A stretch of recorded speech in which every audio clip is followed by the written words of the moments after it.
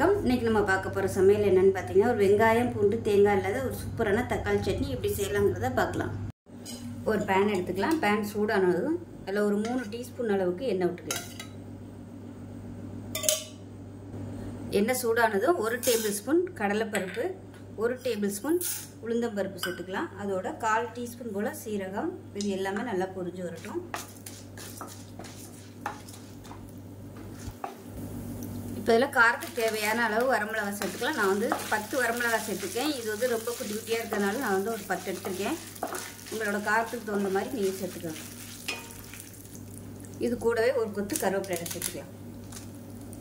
நல்லா ஃப்ரெஷ்ஷான கருவேப்பிலையாக சேர்த்துக்கோங்க. இப்போ இது எல்லாமே நல்லா ப்ரௌன் கலரில் வர ஆரம்பிச்சிருச்சு. இதில் மீடியம் சைஸாக ஒரு 4 தக்காளி பொடியாக கட் பண்ணி வச்சுருக்கேன். இதை சேர்த்துக்கலாம்.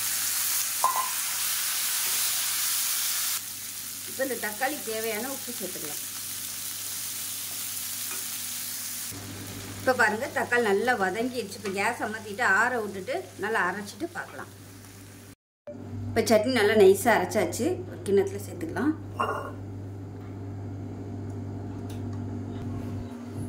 இப்போ மிக்ஸி அரைச்சிட்டு தண்ணி சேர்த்துக்கலாம். இந்த சட்னி வந்து தண்ணியாக இருந்தால் தான் நல்லாயிருக்கும்.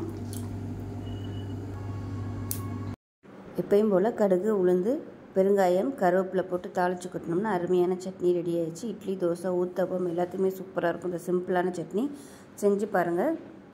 செஞ்சு பார்த்துட்டு எப்படி வந்துச்சுங்கிறத சொல்லுங்கள். வீடியோ பிடிச்சிச்சுன்னா லைக் பண்ணுங்கள், கமெண்ட் பண்ணுங்கள், சேனலை சப்ஸ்கிரைப் பண்ணுங்கள், பக்கத்தில் உள்ள பெல் பட்டனை ப்ரெஸ் பண்ணுங்கள்.